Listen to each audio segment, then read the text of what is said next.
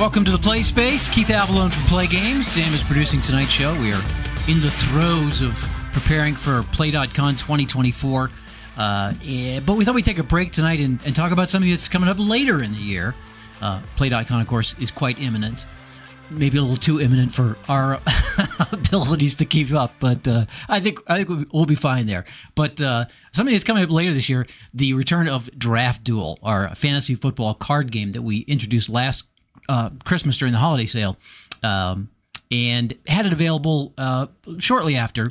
We're doing some really neat things with it, and we want to talk about that tonight. This is going to be a pretty quick stream. We mainly want to hit the high points on three aspects of the game, Draft Duel, that are new. There are new cards, there are new rules, and there is new packaging. So let's start with the cards and go to the game table for that, where you should have a view of what is not going to be the final product. This is what we're going to have at the convention here in a couple of weeks. We're going to play Draft Duel. We have a Draft Duel session scheduled. Inside this package are new cards, but the new cards will be packaged differently, and I'll talk about that as the third point of our stream tonight.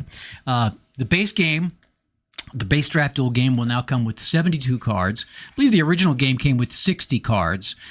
We offered an expansion, though, last Christmas.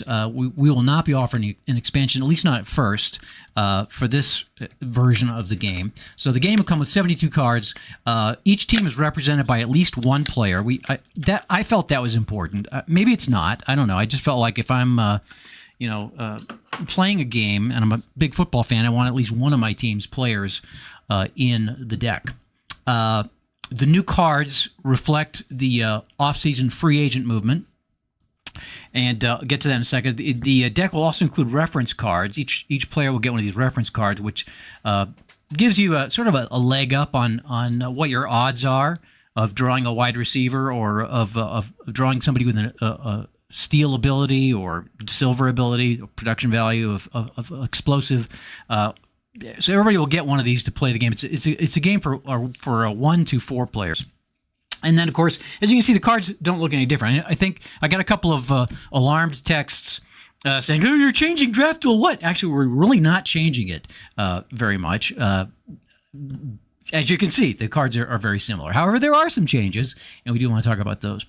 Each team, as I mentioned, is represented by at least one player. The big stars of fantasy football are represented here. Of course, you got Patrick Mahomes, you got Tyreek Hill. There's Evans, Mike Evans. Amon-Ra St. Brown. There's, of course, Christian McCaffrey. A lot of these guys have the same card text as they had with the original Draft Duel game as well. Like Mahomes, you score a touchdown, or you can flip a card, and if it's explosive, you'll score 3 touchdowns. So a lot of these cards are the same. They're identical to the 2023 version. We do have, there's Jefferson from Minnesota. We do have, of course, some cards that reflect the free agent movement of the offseason. Kirk Cousins, of course, going to Atlanta. So his card reflects that. We have Derrick Henry now with Baltimore, Saquon Barkley with the Philadelphia, Eckler with Washington, and we also have rookies as well. There's Williams from Chicago, Harrison, Arizona. We've got Bowers, first-round draft choice of Vegas, and Malik Neighbors from the Giants. And then, of course, the rest of many cards are similar. We tweaked a few cards, toned some down, beefed some up. McPherson's card is one that I believe we toned down a little bit. But we also have some new card texts on some of these cards. Will Levis, for example. You score a touchdown, and in addition, you look at the top 3 cards of the deck and put them back in any order, which is a new mechanic that adds quite a bit of strategy. This plays in with some of our new rules that I'll talk about in just a second. One other change, and there are some players who we did change somewhat. Kirk Cousins, in the original version, was explosive. I always felt kind of weird about that why we shouldn't have made Kirk Cousins explosive, although he was fairly explosive last year. So we switched him to steady. We made him gold, but we switched him to steady for his journey to Atlanta. I did want to mention, if you look, the cards are somewhat different on the back. They're full bleed now versus last year. Of course, they had a white border. So you can see the cards are a little bit different this time around. Say goodbye to Minnesota Kirk Cousins. He's now in Atlanta. Okay, so that's pretty much the story on the new cards. We have, as I said, players from every team. A lot of the same players from last year. Some new ones. I mean, the NFL has a lot of the same. Because the NFL has a lot of the same players. So it's not surprising. These are the big stars of fantasy football. We use fantasy football projections to determine who should be in this set and who shouldn't. So anyway, that's the story on the cards. The rules. There's also more of the cards. There's also more of the cards. See, I'm saying there are also more of the cards. I mentioned there are 72 cards in this deck instead of just 60. However, there's no expansion set yet, and there may not be, and we'll see how this goes. So those are the cards. Let's talk about the new rules. Maybe we want to go back to the face cam for this because the people you watch. I don't know. Maybe show the rules book. Oh, I can show them, but that's part of the packaging, though. All right. Okay. We'll show you the rules booklet when we show you the. Maybe I should have shown you the packaging next. Why don't I do that? So let's show you the packaging next. So these cards will be in the packaging. This is the new packaging. We are having this game mass produced. And we're not going to be making it ourselves here in the PLAAY HQ print shop. We'll be having it. We're having it, produced at a factory, and this is what the box. Now these are mock-ups. These are not the actual components. These are the components. If we were making the game, this is what the components would be. But we're not making the game, so this is a mock-up of what the game will look like. And Sam, I will say, Sam has been. Number one, investing a lot of time in this, and number two, really learning a whole new skill set of print production, working with the factory, working with the reps, the print specialists. Who knew that? Like, for example, we had this back and forth discussion about black. The black isn't black enough. It's like, well, it looks pretty black to me, but they have ways of measuring the intensity of the blackness, and it's important in print production. So Sam has really been picking up quite an education in how this all works, which we hope to apply to other projects down the road. That's one of the reasons we're doing this, and we'll talk more about why we're doing this shortly. But let me just show you the components. So these are mock-ups, but this is roughly what the game will look like. This is the box. It'll have text on the back, information on the side. There's the. Are we still on the game table, right? Okay, so yeah. There's the information that you see on the side of every game box about how many players, how long it takes to play, and what the ages are. So the box is pretty routine, but it's pretty neat. It's our game in an official game store type box. You will note the Studio Spicy logo, not PLAAY. We'll talk more about that also as we get more into this. That will be the brand for this game and some others we're working on. So here's the inside. So there will be a plastic insert that will come with this. We don't have that. We're not able to produce that. So this will be sitting inside a plastic insert. I believe the rules will be on top, and then there'll be a plastic insert. Also the score sheet. So here's the rules booklet. Here's the cards. There'll be a pad. We just have score sheets right now. This will be actually like a pad with a pencil that will come with the game, where you can mark down the players, the Thursday night game, the Sunday early game, Sunday afternoon game, the Sunday night game, the Monday night game, and then your press conference. Bonus field goals you get if somebody misses an onside kick, and then your total. So this will be part of the game as well. The rules booklet is your classic. Let me move this out of the way. Your classic, game booklet. It's got the intro here. Here's your components, the game overview, what's on a card, and again, we didn't just randomly do this. We did quite a bit of research into what a rules booklet should look like and what the the game the general board game community expects from a rules booklet. So. And it's different than what a sports game crowd would want. So here's the game setup, playing the game, the draft phase. This is interesting. I want to talk about the draft phase here shortly. I guess I probably should have talked about that in the rules. Well, that's right. We switched from we haven't done the rules yet. That's right. So remind me not to forget that. The game phase, there's more about the game phase. Here's the information on onside kicks. Press conference, quarterbacks, kickers, and anyway, it's all the rules. I mean, the rules haven't changed much. We'll talk about it. As you can see, advanced conversions. This is one of the rules changes. Let's go and switch to the discussion of the rules. And I'll go ahead and put all this stuff back. And I guess now we can probably go back to the face cam. First of all, the rules changes are nothing major. So don't panic. If you've learned to play the game one way, you probably, won't be nothing earth-shaking here. Probably the most significant rules change is that you can no longer play a kicker in the post-game press conference. We felt like there were too many field goals being kicked by kickers in the post-game press conference. You got a lot of cards on the table, so we're restricting that now. You must play a kicker in one of the 5 games. It does a couple things. First of all, it eliminates the massive field goal bursts at the end by some kickers. Second of all, it forces you, if you want to play a kicker, if you want to play a kicker and get a post-game press conference, you have to play your cards precisely. 1 quarterback, 1 running back, 1 tight end, 1 wide receiver, and a kicker. There's no room for any kind of variance, and it does restrict your strategy. However, it's a decision that you get to make, but you have to make it before the post-game press conference. So it's, I think, a really solid rules change, and we will be implementing this rules change when we play Draft Duel at the convention. Second of all, the other significant rules change, and again, it's really not a rules change. It's conversions after a touchdown. If you noticed in the booklet, it talks about advanced option conversions. That's the change. The rules of conversions have not changed at all. It's still automatic 1 if you want to, or you can go for 2 or 3 or an onside kick. The change is we made conversions an advanced option. So in the starter game, the game that most people play out of the box, touchdowns are just worth 7 points. There's no conversion aspect to it at all.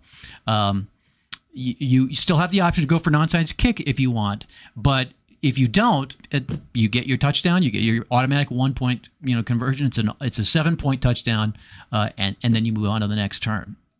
At the convention, we'll be playing both the starter rules for people who have never played this game before, and we'll also have a section for the advanced rules where you can use the conversion attempts, which do add. I mean, a lot of times it comes down to the conversion you made or didn't make to win the game. So we didn't feel like the conversions were a bad idea. We just felt like for somebody who's never played, a game like this, or is maybe not that familiar with how football works, the conversion process is one extra thing to have to explain. Well, you can go for 1, or you can go for 2, or you can go for 3. And the football novice is thinking, well, what's the difference? To 1 or 2 or 3. So I mean, as football fans, we know what the difference is. But if you're just playing this game as a casual, maybe even a non-football fan, and this game can be played totally by non-football fans, it's more to explain. So we thought we'll save the explanation for the advanced version, and we will be playing with the advanced version at the convention. The other thing in the rules. In our Christmas version of the game, we really didn't emphasize very much the drafting aspect of it. I mean, I'm thinking back to last year's convention where we were actually demoing this game, just kind of play testing. It wasn't called Draft Duel at that point. It was just kind of fantasy football, and we didn't even have a draft aspect to it at that point. But one of the interesting ways to play this game is to deal out 25 cards. Let's say you got 3 people playing. You give everybody 6 cards to start, and then you put out 25 cards, and you take turns drafting them. You draft players based on a number of factors, based on how good they are, how they complement the cards that you already have, the positions that you need. So it adds really a cool element to it. However, it's not everybody's cup of tea. Not everybody wants to be that involved with a fantasy football card game.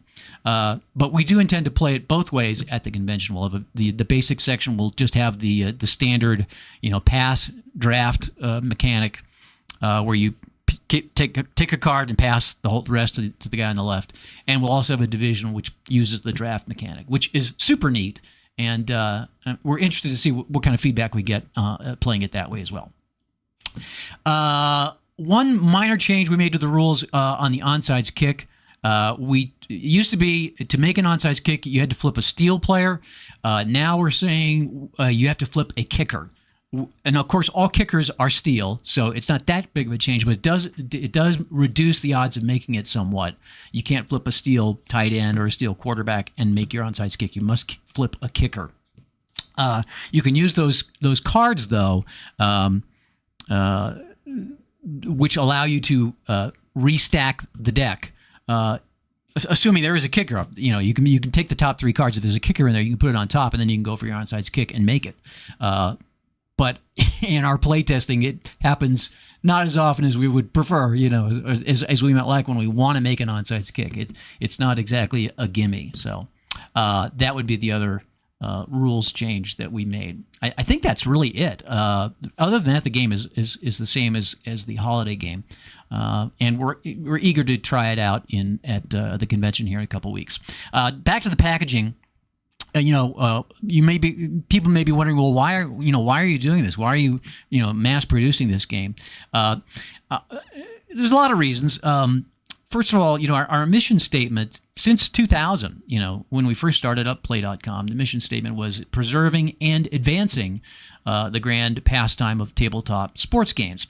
Now, I think we've done a pretty good job of preserving it, and we're focusing here with Draft Duel on advancing it. We feel like this is the kind of tabletop sports game that can get a foothold in the new game economy that that currently exists. This is the kind of game that I think a lot of people will play. It has a broad appeal. How many people do we know who really aren't even into football who play fantasy football? And this game captures a lot of the essence of fantasy football. So it's got a lot of different fronts on which it can appeal. And we feel like it's a good candidate for our first foray into mass production. Now, it is branded as Studio Spicy rather than Play Classic or Play Now. This is a space that we're moving into in 2025. It's sort of a neo game concept. It's more than just making and selling games. The idea is it's content intensive. Now, many of you have probably watched Sam do his Studio Spicy streams where he puts together cards or works on a graphic for something. Maybe does game design or play testing. The idea is, to have people invested in the game creation and design process, and from the ground up. And it's kind of a new way. It's different than just here's a great new game and here's why you should buy it. It's more like, hey, help us, join in with us as we create this experience that you're going to enjoy on your tabletop. So it's new. I feel like it could be, maybe is, not 100% certain, but I feel like it represents the future of board game marketing. Really, marketing in general is going in this kind of a direction. I think things change, and we just try to roll with the flow and stay on the crest of the wave as much as we can. So that's why we're doing this, and I'm excited. And I know Sam's very excited about it too, about the potential of getting our games into the hands of a diverse group of tabletop gamers. We don't exactly know how it's going to go, whether it's always going to be content intensive, or whether we're going to figure something else out and move in a different direction. I mean, nobody really knows what the future holds, but this is the direction I think we're going to be heading for 2025. We're going to be expanding on the Studio Spicy brand, and pretty excited about it. And that's pretty much the show that we have for you tonight. Hope you enjoyed it. If you're coming to the convention in a couple weeks, get a chance to play this game. We may have to print some more decks. I don't know how many people are going to play. We're planning on about 40, but maybe more. If so, we'll have more decks ready. So I will be posting, hopefully. Not hopefully. I'm going to post, now that I've said it, I have to do it, a blog post tomorrow with the final convention schedule, and also a link to the, hopefully a link to the final convention program, which I've been working feverishly on the last couple of days. Pretty excited to announce some new things. We have made a couple of changes to the schedule, but I won't preempt myself here. We'll just check in tomorrow on the blog post, and we'll talk about what's going to be happening at PLAAY.con 2024 in 2 weeks. Until then, looking ahead to next week, we may or may not have a stream depending on how busy we are. We'll just have to let you know. We'll post something about it midweek. If we do something, it will probably be, it's tentatively scheduled to be Fury Hardball. So we'll talk about Fury Hardball and the pitch deck cards and a new franchise builder idea that we've been working on for it as well. If we stream next week, hopefully we will. If not, I'm sure you'll understand. So that's our show for tonight. Thanks for watching. Please hit the like button on your way out if you enjoyed it, and hope you have an awesome week. Appreciate you being part of our amazing community of gamers. Can't wait to see so many of you here in just a couple of weeks here in Denver. And until next week or the week after, have a great weekend. We love you. And thanks for being part of the Play Games community.